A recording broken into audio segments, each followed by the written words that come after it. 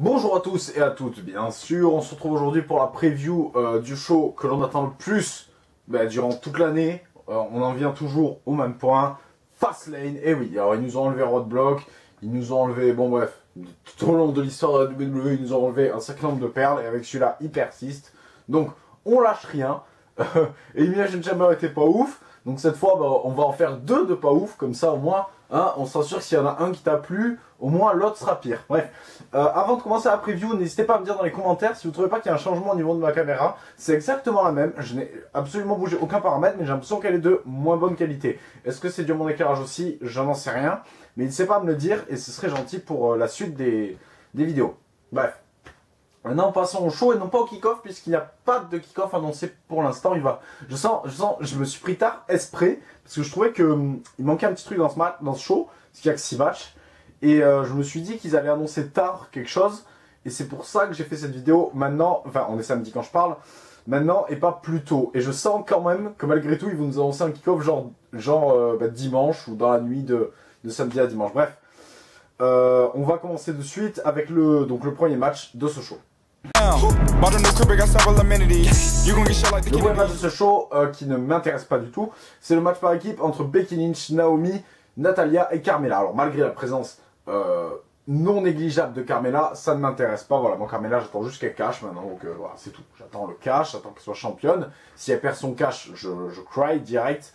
Donc j'attends ça avec impatience. Il lui reste encore du temps en vrai, hein. Nous on est toujours pressé quand il y a des caches, parce qu'en plus on nous a habitués à ce que les caches se fassent avant Mania ou plus tard à Mania. Il n'y a jamais personne qui est arrivé au Raw post-Mania ou au SmackDown post-Mania avec un Money in the Bank. Enfin si, quand il avait gagné à Mania, bien sûr, ça paraît logique. Mais au final, elle a encore jusqu'à juin, même si je crois que cette année, Mania sera plus... Money in the Bank sera plus tôt, mais elle a encore un bon petit temps avant de... Je sais pas si c'est jusqu'à Money in the Bank ou un an pile après son sacrement. Mais en tout cas, voilà. J'attends ça, et ce match-là, je n'en ai rien à faire. Et je vais pronostiquer la victoire de Natalya et Carmella, parce que j'aimerais voir, voilà, Carmella confirmer que, voilà, elle gagne quelques matchs et elle serait pas une championne jobbeuse. Après, ils peuvent très bien faire gagner Naomi et Becky, avec par exemple Becky qui fait abandonner Natalya, pourquoi pas. À voir. En tout cas, ce match ne me fascine pas du tout. Pourtant, je me rappelle d'une époque où vous vous en rappelez sûrement aussi, où la WWE et surtout SmackDown justement arrivaient à faire 3 rivalités women's en même temps et qu'elles soient bonnes. Et là, échec. Voilà, on va passer au match suivant et on va attaquer pour les titres. Tous les titres sont d'ailleurs remis en jeu dans ce show et on va commencer par le titre par équipe entre les Usos et le New Day. Donc, alors, ce match, on l'a vu 515 fois, ça nous montre encore la carte bâclée. D'ailleurs, est-ce que cette carte vous fait pas penser quand vous jouez au mode univers et que vous savez pas quoi faire comme show? C'est un peu ça, je trouve. Alors, donc ce match-là, du coup, je vais dire le New Day, les Usos. Je vois bien le New Day à nouveau être host de WrestleMania et ça m'arrangerait. Parce que comme ça laisserait passer à quelqu'un d'autre dans le ring et eux, ils auraient leur place dans le show en même temps. Donc, ce serait pas trop mal. Et donc je pense aussi que la victoire des Usos dans un match qui sera, je pense, très bon et sûrement le match de la soirée. L'an dernier, le match de la soirée à Fastlane, c'était Jack Gallagher, porté disparu, et Neville, disparu tout court. Donc là, je pense que ça va être ce match-là. Je n'en vois pas d'autre. Le main event, c'est très bon, mais il le transforme en six-pack. Et je dis pas ça parce que j'aime pas Cena, mais le fait de faire un six-pack, je trouve ça beaucoup trop gros. Déjà, 5-way, je trouvais que c'était trop. Voilà. Là, à 6, c'est beaucoup trop déjà. Donc, à 4, c'était bien, et là, ça part trop loin. Donc voilà, bref, on développera là-dessus tout à l'heure. En attendant, voilà, victoire des Usos dans un match qui sera sûrement le meilleur de la soirée, avec une rivalité qui ne m'a pas plu à base de pancakes et de gaspillage de nourriture. Match suivant. Pancake à la place de pancakes dans le match précédent, mais c'est pas grave. Le match pour le titre des Women's entre Charlotte et Ruby Riott, que je déteste totalement, hein, c'est vraiment, je pense, du roster de SmackDown en tout cas, parce que j'ai pas trop envie de m'attarder sur le roster de Raw puisqu'on parle de SmackDown, je pense que c'est celle que j'aime le moins, même si je trouve que Sarah Logan, malgré que je l'aime beaucoup, me semble inutile à SmackDown. Et c'est pas positif d'ailleurs, voilà, c'est une erreur de booking de la VE. Et surtout vu le clan qui est censé être destructeur, je trouve que c'est une erreur de booking. Après on a aussi On a Lana, mais Lana elle catch plus, et il y a Tamina, mais Tamina on la voit vraiment en temps partiel. Du coup, je pense vraiment que Ruby Riott est celle que j'aime le moins. En attendant Charlotte Ruby Riott, je n'entends pas du tout quelque chose de positif. Ça va me rappeler Charlotte Bayley l'an dernier. L'an dernier ou il y a 2 ans, Charlotte Bayley l'an dernier, oui, l'an dernier. Donc vraiment, rien de positif. Un mauvais match qui durera, allez, max 15 minutes. Et victoire de Charlotte, je l'espère bien. Et j'espère que Ruby Riott sera éloigné du titre pour Mania quand même, faut pas déconner. La légende raconte, enfin les rumeurs racontent que on pourrait avoir une Battle Royale Women's à WrestleMania. Alors en termes de booking, moi je ferais gagner Ruby Riott par contre là. Je vais vous dire pourquoi, tout simplement parce qu'elle a un clan et faire dominer le clan dans la Battle Royale, ce serait une très bonne idée. Et faire Ruby Riott en serait une pour elle aussi. Voilà, donc ça c'est mon avis, même si j'aime pas Ruby Riott, en termes de booking, je pense que c'est ce qu'il y a de mieux à faire pour elle. On va passer au match suivant, qui est le match pour le titre US. Match pour le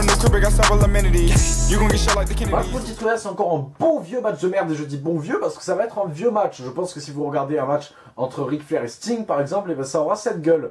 Donc, Randy Orton, ça fait très longtemps que je n'arrive plus à l'apprécier. Et en ce qui concerne Bobby Roode, j'aime son entrée. Point. Voilà. Après, c'est vrai qu'il arrive à mettre une bonne, comment dire, une bonne atmosphère dans le ring, mais c'est vraiment tout, quoi. Et du coup, j'en attends rien, si ce n'est une intervention de Kinder Mahmoul, voilà, pour coûter le match à qui? Alors ça, par contre, je ne sais pas, pour faire un no contest et foutre la merde, tout simplement. Et pas de nouveau champion, donc no contest, victoire de Bobby Roode pour mon pronostic dans un match qui s'annonce mauvais. Match suivant. Pas de titre en jeu cette fois pour cette avant main event. C'est un main event qui aurait mérité d'être le main event. D'ailleurs, Shinsuke Nakamura contre Rusev. Joyeux Rusev Day à tous d'ailleurs, je ne voulais pas souhaiter. Joyeux Rusev Day en retard aussi et joyeux Rusev Day en avance aussi. Donc, Rusev contre Aiden English pour rien du tout. Donc, bah voilà, manière que le vainqueur du Royal Rumble et un match avant WrestleMania. En pay-per-view, bien sûr. Donc, Shinsuke Nakamura, Rusev, je pense que ça peut être un très bon match. Je vois la victoire de Shinsuke Nakamura, faut quand même pas déconner. Je vois Aiden English en prendre plein la gueule. Et je vois Rusev quand même faire une bonne performance. En tout cas, j'espère qu'il n'est pas là pour jobber. Et ça peut être un des bons matchs de la soirée. Moi, voilà. S'il devrait y avoir des bons matchs dans cette soirée, parce que je pense qu'il n'y en aura pas 500, s'il y en aurait, je dirais le match par équipe. S'il y en avait, et s'il n'aime pas les règles. Donc, le match par équipe, et pour les titres par équipe, bien sûr, pas le match women's par équipe, et Shinsuke Nakamura contre Rusev. Cependant, je pense que malheureusement, il n'y en aura peut-être qu'un, voire 0. Mais bon, espérons ce match-là en soi. En tout cas, on va passer que ce match-là en soi. Il manquait un article. Bref, match suivant, le main event, et après, on n'en parle plus de ce show. Enfin, si, il y aura la review, malheureusement. Mais après, on n'en parle plus, c'est fini. On focale sur Mania, et puis tout le bordel, et on ne parle plus de cette merde. Bref. Match suivant, Six Pack Challenge. Woo! J'en viens donc au fait, donc AJ Styles, Sami Zayn, Kevin Owens, John Cena, Dolph Ziggler, Baron Corbin pour le titre de la WWE. Donc on avait à la base, est-ce qu'on avait, oui, on avait un triple threat à la base, puis après c'est rajouté Dolph Ziggler, puis après c'est rajouté Baron Corbin, puis c'est rajouté John Cena. Je crois que c'est dans cet ordre. En tout cas. C'est bien triste, puisque Styles s'est fait battre par quasiment tout le monde dans ce match, le pauvre. J'espère qu'il va remporter ce match pour qu'on ait notre Styles Nakamura à Mania. Hein, il faut le faire maintenant, parce qu'il ne faut pas attendre. Sinon, il peut se passer plein de trucs en un an, donc il ne faut pas attendre pour faire. Là, à Mania, il faut le faire. Donc, Cena, fais-toi démolir la gueule, hein, s'il te plaît. Par qui je ne sais pas, mais fais-toi démolir la gueule, s'il te plaît, qu'on n'entende plus parler de toi, ça serait gentil. AJ Styles, quant à lui, bon, voilà, je veux qu'il gagne. Sami Zayn, j'attends une bonne performance. Kevin Owens aussi, Dolph Ziggler aussi, Baron Corbin aussi. Le problème étant que, Six Pack Challenge, c'est à chier. Du coup, il n'y aura aucune organisation en ce match. Ça sera un gros foutoir. Il y aura au moins 72 éjections en dehors du ring. C'est le gros problème des Six Pack Challenge. C'est pour ça que je ne les aime pas. Déjà que c'est ça en triple threat. Alors à 6, vous imaginez bien que ça va être envoyé pas possible. Pas de disqualification qui peuvent aider peut-être à la construction d'un bon match. Mais j'ai du mal à y croire. Et je vais espérer voilà, la victoire de Styles dans un gros match et fais tomber sur Cena, s'il te plaît. Voilà, parce qu'il n'y a quasiment que des jeunes dans ce match, si ce n'est Ziggler qui est là depuis un bon moment. Quand je dis jeune, c'est bien sûr jeune en termes d'expérience à la WWE et de palmarès.